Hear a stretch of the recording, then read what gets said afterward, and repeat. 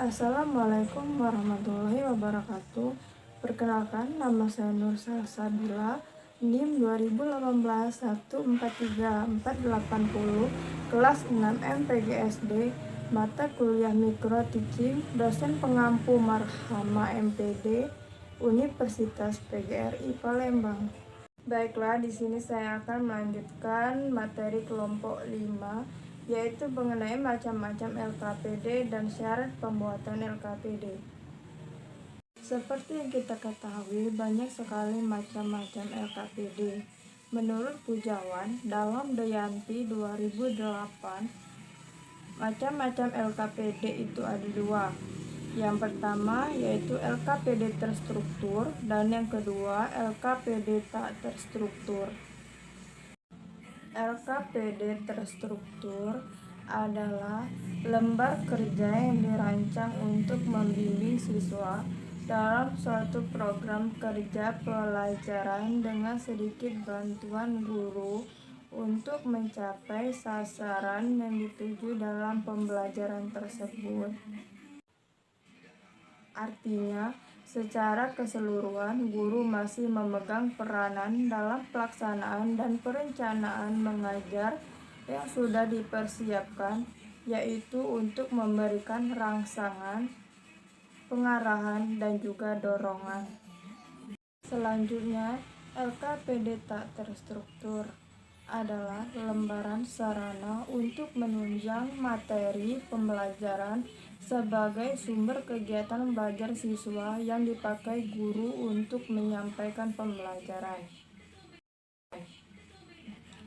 LKPD ini dapat dipakai untuk mempercepat proses pengajaran, memberikan dorongan belajar tiap individu, atau melengkapi materi pelajaran buku paket dan dapat berisi petunjuk tertulis atau digunakan dalam pengarahan. Baiklah, selanjutnya saya akan menjelaskan syarat-syarat pembuatan LKPD. Menurut Darmojo dan Kaligis dalam Indriani menjelaskan bahwa dalam penyusunan LKPD itu harus memenuhi berbagai persyaratan, yaitu syarat didaktif, syarat konstruksi, dan syarat teknis.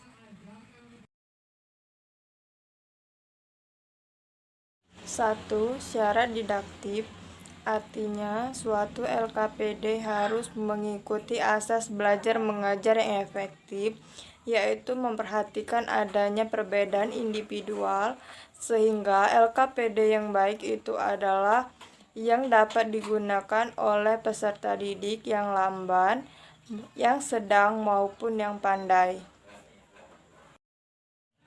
Menekankan pada proses untuk menemukan konsep-konsep sehingga LKPD dapat berfungsi sebagai petunjuk jalan bagi peserta didik untuk mencari tahu, memiliki variasi stimulus melalui berbagai media dan kegiatan peserta didik.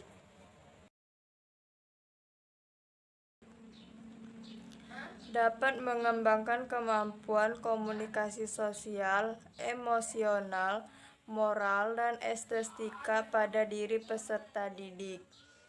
Pengalaman belajarnya ditentukan oleh tujuan pengembangan pribadi peserta didik atau intelektual dan sebagainya, bukan ditentukan oleh materi bahan pelajaran. 2. Syarat konstruksi. Syarat konstruksi adalah syarat-syarat yang berkenaan dengan penggunaan bahasa, susunan kalimat, kosakata, tingkat kesukaran, dan kejelasan yang pada hakikatnya haruslah tepat guna dalam arti dapat dimengerti oleh peserta didik. Menggunakan bahasa yang sesuai dengan tingkat kedewasaan peserta didik, menggunakan struktur kalimat yang jelas, memiliki urutan pelajaran yang sesuai dengan tingkat kemampuan peserta didik, menghindari pertanyaan yang terlalu terbuka, tidak mengacu pada buku sumber yang di luar kemampuan keterbatasan peserta didik. Menggunakan kalimat yang sederhana dan pendek, lebih banyak menggunakan ilustrasi daripada kata-kata, sehingga akan mempermudah peserta didik dalam menangkap apa yang diisyaratkan LKPD. Memiliki tujuan belajar yang jelas serta manfaat dari pelajaran itu sebagai motivasi maupun identitas untuk mempermudahkan administrasinya. 3. Syarat teknis. Dari segi teknis memiliki beberapa pembahasan, yaitu menggunakan huruf cetak dan tidak menggunakan huruf Latin atau Romawi, menggunakan huruf tebal yang agak besar, bukan huruf biasa yang diberi garis bawah. Gambar yang baik untuk LKPD adalah dapat menyampaikan pesan atau isi gambar tersebut secara efektif kepada pengguna LKPD. Penampilan adalah hal yang sangat penting dalam sebuah LKPD. Apabila suatu LKPD ditampilkan dengan penuh kata-kata, kemudian ada sederetan pertanyaan yang harus dijawab oleh peserta didik, hal ini akan menimbulkan kesan jenuh, sehingga membosankan atau tidak menarik. Apabila ditampilkan gambarnya saja, itu tidak mungkin karena pesannya atau isinya tidak akan sampai. Jadi, yang baik adalah LKPD yang memiliki kombinasi antara gambar dan tulisan.